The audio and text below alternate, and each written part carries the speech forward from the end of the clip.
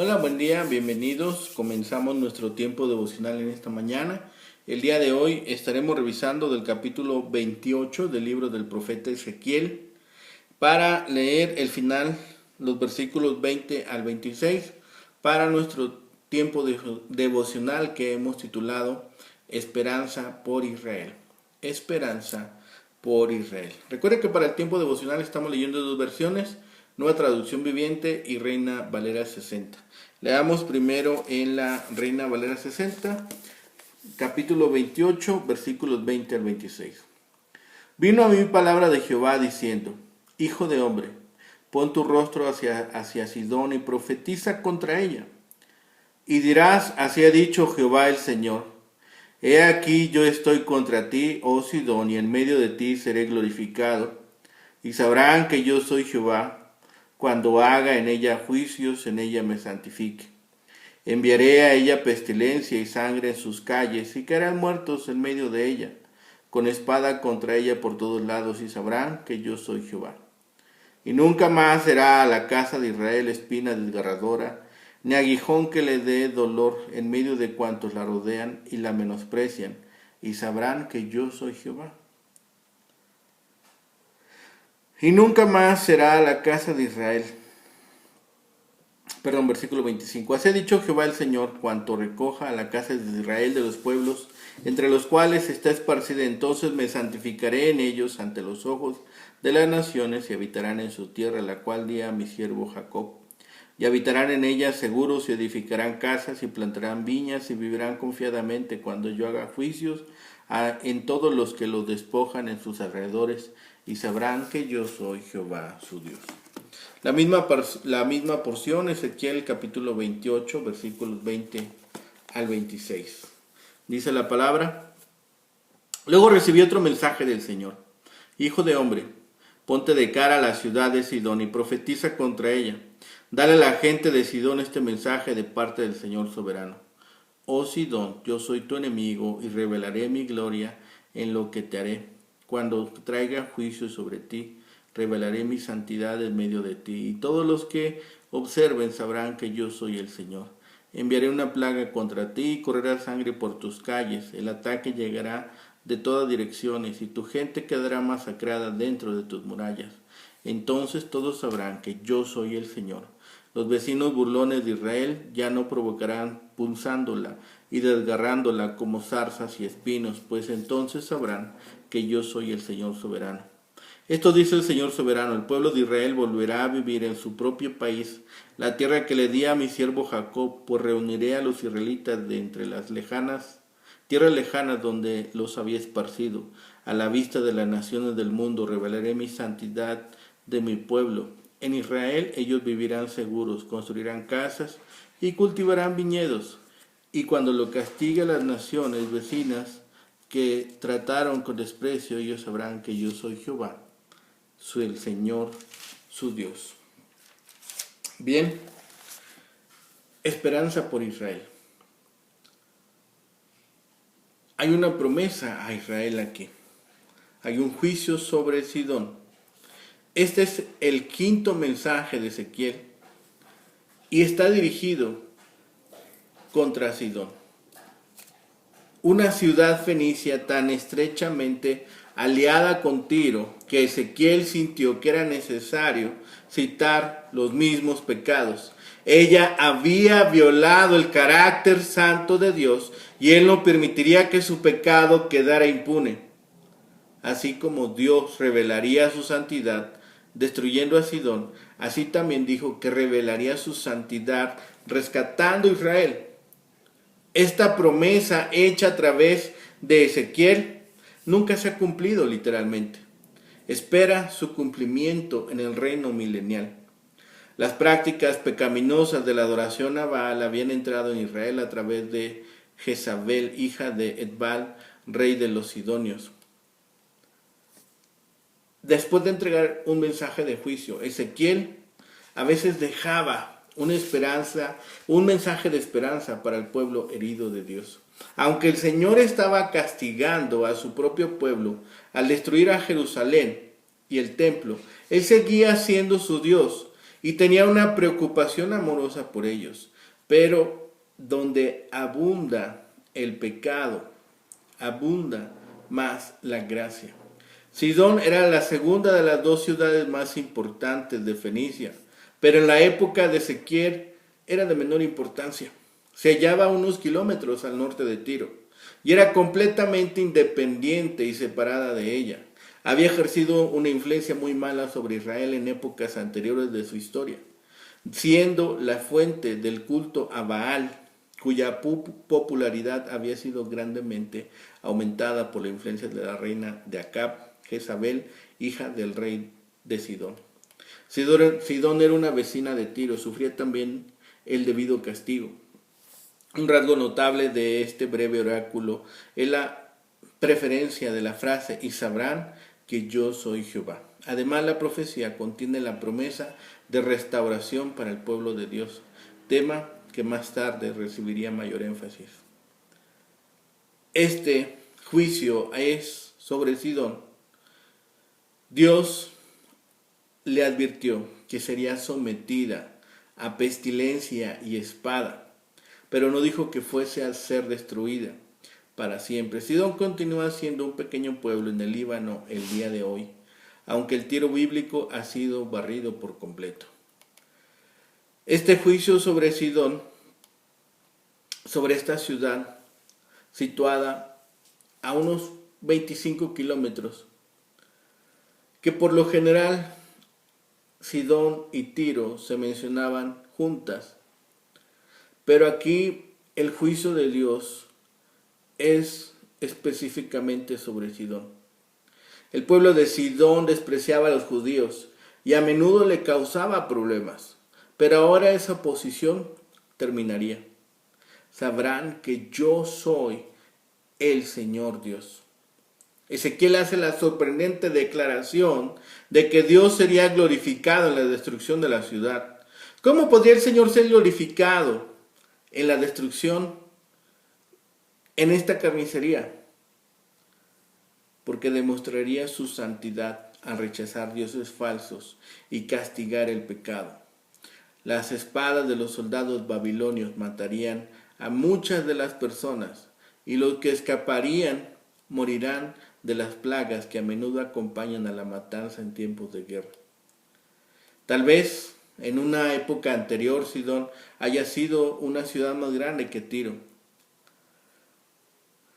Era una ciudad no pequeña y tenía sus reyes. A menudo en la escritura se menciona junto con Tiro, pero a veces se menciona antes que ella y se da la intención de que era más grande. Se ve claramente aquí que el poder de Dios se derramaría en el juicio sobre esta nación y está destinado a ser una revelación suya a los hombres y sabrán que yo soy Jehová. Lo que se había aplicado sobre Tiro también se aplicaría sobre Sidón. Quizá por eso la profecía contra Sidón es breve y muy general, porque ya se había ejecutado el juicio sobre esta nación. Pero hay una esperanza sobre Israel, hay un pequeño destello de esperanza. Israel sería recogido. Es uno de los temas principales de este libro. Es la liberación de los judíos exiliados de Babilonia y la futura reunión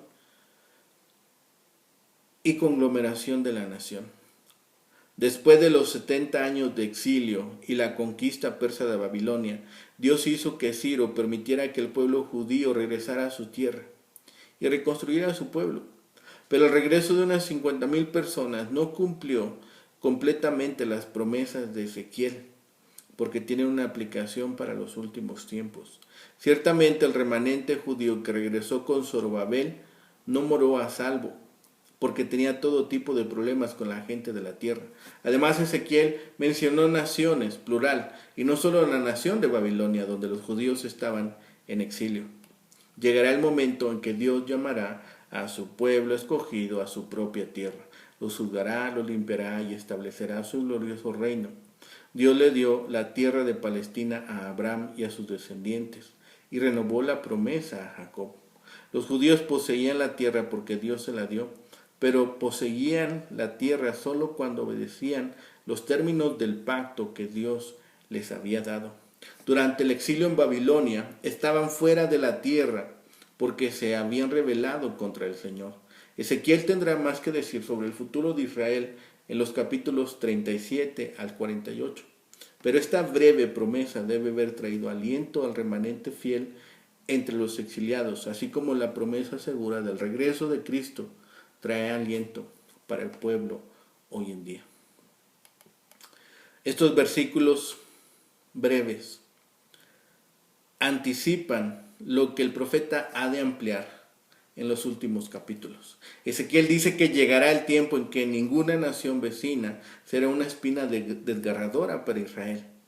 Será el tiempo cuando Dios recoja a la casa de Israel de los pueblos entre los cuales está esparcida.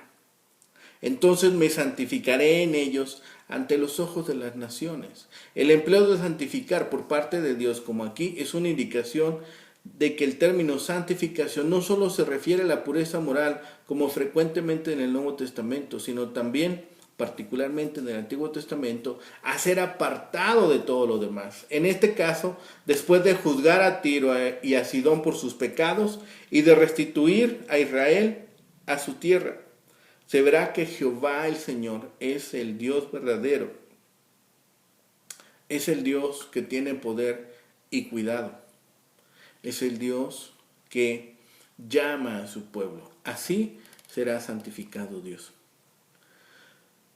¿Por qué Dios anunció que iba a destruir a los países y a las ciudades que estaban alrededor de Judá, incluyendo a Tiro, Sidón, Amón, Moab, Edom y Filistea? El Señor quiso quitar a estos pueblos que le habían hecho muy difícil la vida de sus escogidos para que ya no pudieran hacerlo. Esto permitiría que el remanente de la casa de Israel pudiera volver a su tierra, fuera de peligro de los que la menosprecian. Garantizaría que los descendientes de Abraham, Isaac y Jacob permanecieran en la tierra que se les prometió a sus antepasados. Allí Dios cumpliría su promesa de bendecir a todas las naciones por medio de cada uno de los descendientes. Muchos estudiosos no solo han visto en los versículos 25 y 26 la liberación del exilio, sino la liberación del pecado que Cristo efectuó y la seguridad del pueblo de Dios bajo el reinado del Mesías.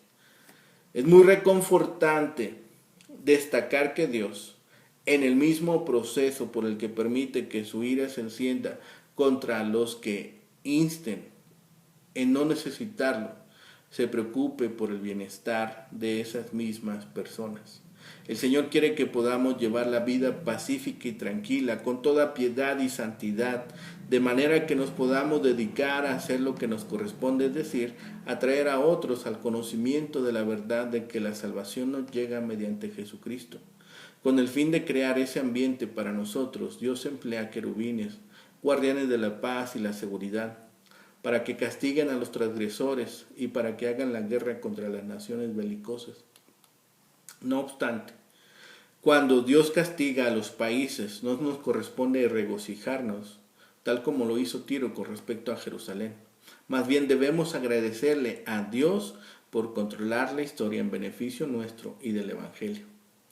Estos versículos predicen la restauración de Israel cuando Jehová el Señor establezca su reino en la tierra. Ezequiel proclama a Sidón esta profecía. Cuando Israel ya no tenga vecinos malignos, ellos sabrán que yo soy Jehová. Cuando reúna Israel entre las naciones, me mostraré como santo ante ellas. Israel morará seguro sobre la tierra y sabrán que yo soy Jehová su Dios. El profeta anuncia esta profecía, esta caída eterna, diciéndole: nunca más será a la casa de Israel espino que le punce. El cuadro de desolación eterna de Sidón es motivo para un anuncio del recogimiento de Israel del cautiverio y su reunión en su propia tierra, donde habitará en paz y seguridad en la presencia y el favor de Jehová. Aún dejando de lado las particularidades del texto.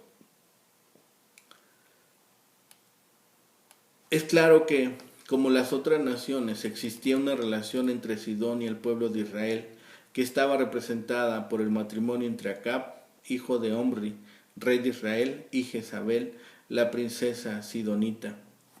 Fue por influencia de esta que la idolatría de Acab se profundizó.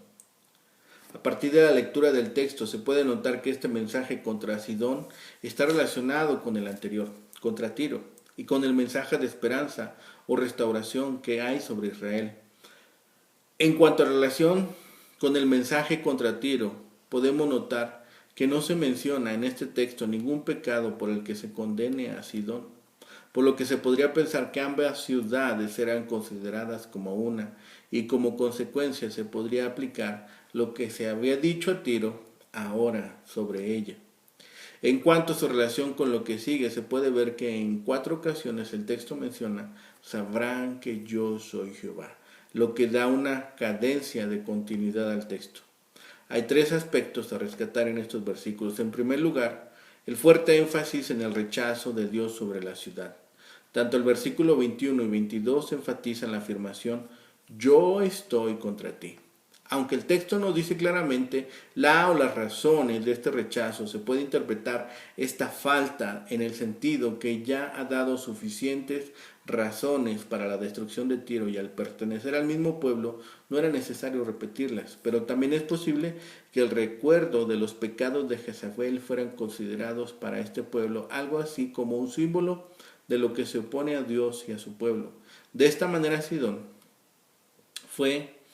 era una alusión a la oposición a Dios. En segundo lugar, y posiblemente relacionado con lo que se dijo anteriormente, el énfasis en la glorificación y la santificación en ella. En el capítulo 36, versículo 23, se presenta una frase semejante a la que se encuentra en este pasaje. Allí Dios quiere vincular su nombre que ellos quiere vindicar su nombre que ellos habían profanado. Finalmente el castigo llega por medio de la peste, la sangre y la espada. Estos 3 como agentes ya se mencionaron en el capítulo 6. Aquí el fuerte énfasis tiene que ver con Dios como la causa de estos. Él es quien los envía. De la misma manera que no se dan explícitamente las razones, tampoco se mencionan los ejecutores humanos. Como se ha dicho, este texto puede simbolizar la oposición a Dios, y por eso, sin referencia a operadores concretos, Dios se presenta como cumpliendo sus propósitos. Casi se podría aplicar esto a cualquier nación, grupo o persona que se oponga a Dios, y es posible que aquí esté la principal enseñanza del pasaje.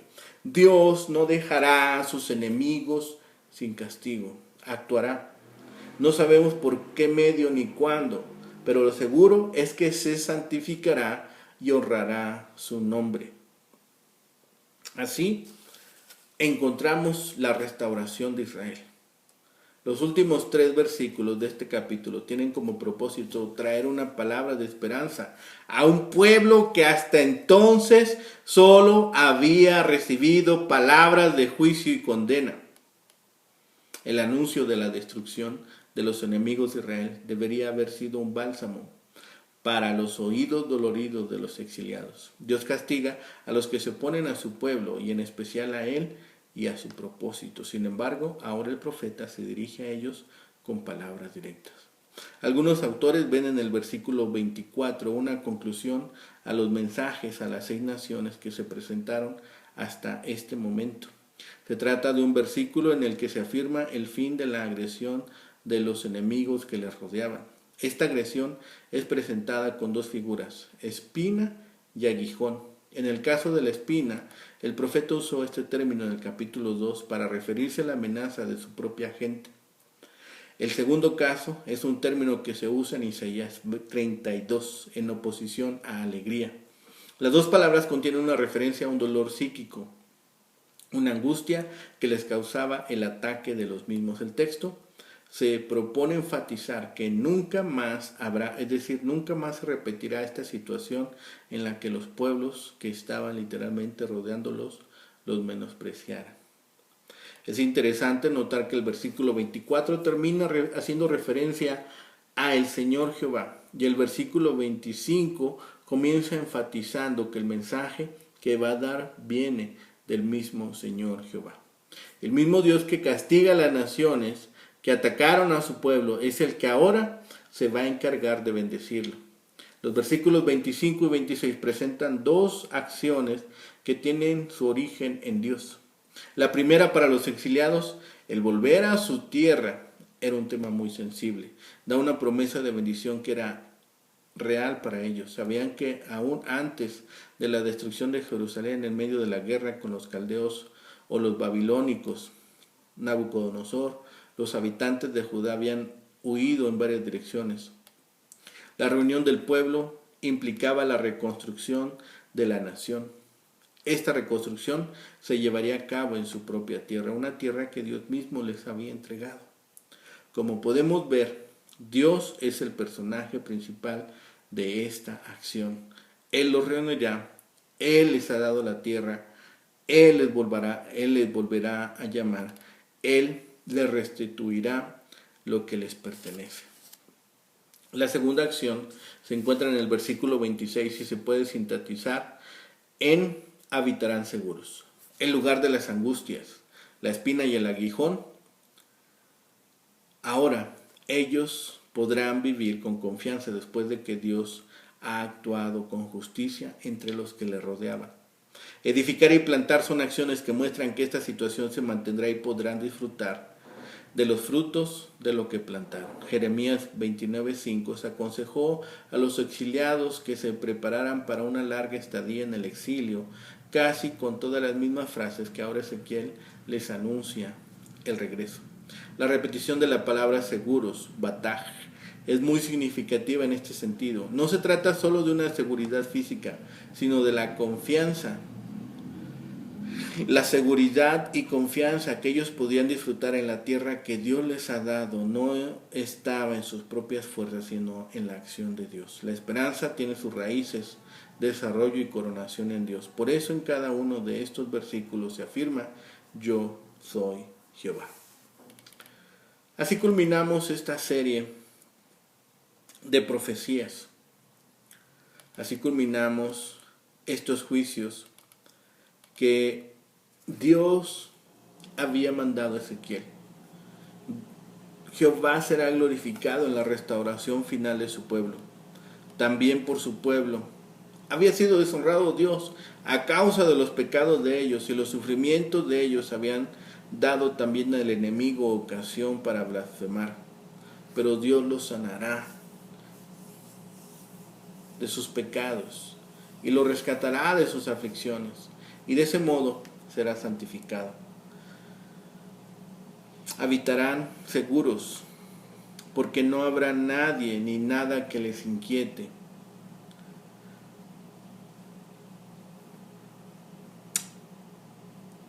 Habrá un tiempo cuando edificarán, plantarán y comerán de lo que han plantado. Esta profecía no se ha cumplido de forma completa. Tendrá cumplimiento final durante el milenio, en la tribulación, en la segunda venida de Cristo. No ha sucedido, pero sucederá. Es palabra de Dios. Así lo ha prometido. La idea al final de esta profecía es que todos han de reconocer finalmente que Jehová es la fuente de todas las bendiciones, las calamidades y cambios de fortuna de las naciones, de forma que su voluntad será reconocida por todos los hombres. Estos versículos ponen fin a la primera parte de colección de profecías contra naciones extranjeras. La profecía contra esta ciudad de Sidón se une a las hechas contra Amón, Moab, Edom, Filistea. Estas profecías a las naciones extranjeras acaban aquí contra estos cercanos. Falta una más contra Egipto, dando un total de 7 naciones dirigidas bajo estas profecías.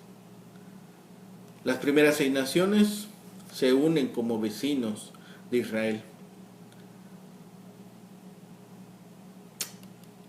Pero esta profecía contra Sidón proclama claramente la oposición de Dios a esa ciudad, aunque no se establece ninguna razón explícita para el juicio venidero, como en el caso de las otras naciones. Sidón había tenido poder y preeminencia, pero más tarde colapsaría al igual que Tiro. Sidón volvería a crecer en influencia a la caída de Tiro. Aunque podría tratarse de solo especulación, uno puede suponer que las alineaciones políticas de Sidón habían contribuido, al igual que las de Tiro, al eventual colapso de Judá antes de los babilonios, y por lo tanto la ciudad entró dentro del ámbito del profeta como candidato para el juicio. La ciudad sería atacada y destruida en la guerra, su juicio demostrando la gloria de Dios a todos aquellos que la observaran sería evidente. Estas palabras finales para Israel son palabras de esperanza, son palabras que reforzarían el sentimiento de volver a la nación que Dios les había dado. La nación del pueblo elegido se ve derrumbado. Sus ciudadanos se ven esparcidos por toda la tierra y los exiliados no tenían un lugar permanente. A esas personas que ya no tienen motivos humanos para esperar un retorno a la preciosa patria, es a quienes Ezequiel les da estas palabras de esperanza. Más allá de la inseguridad del exilio, yacía una morada segura una vez más en la tierra prometida, junto con un conocimiento renovado de la soberanía de Dios sobre las naciones y los asuntos humanos. Pero en este punto, la perspectiva de restauración solo se insinúa. Todavía queda camino por recorrer antes de que ocupe el centro de la predicación de Ezequiel. Esta promesa tendrá su cumplimiento final cuando Cristo establezca su reino eterno. Entonces, y solo entonces, los que han sido fieles a Dios morarán juntos en armonía y en completa paz en presencia de nuestro Salvador. Oremos. Bendito Padre Celestial, gracias te damos, Señor, por este tiempo. Gracias te damos, Señor, porque siempre eres bueno. Porque en todo y en todas las cosas, Señor, nos muestras tu misericordia. Permite, Padre bendito, que el día de hoy podamos honrarte y glorificarte. Darte las gracias, Señor, por lo que obras a cada día en nuestras vidas. Te pedimos, Señor, que nos permitas, Señor, alabarte.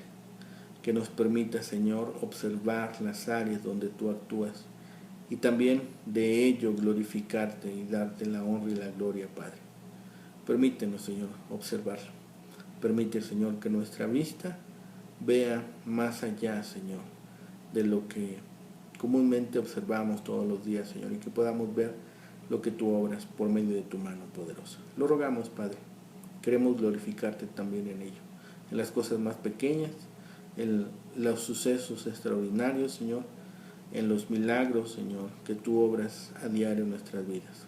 Todo lo ponemos en tus manos, Señor. Clamamos a ti, rogamos a ti y pedimos en el bendito nombre de Cristo Jesús, Señor y Salvador nuestro. Amén. Que tengan un excelente día, que el Señor les bendiga.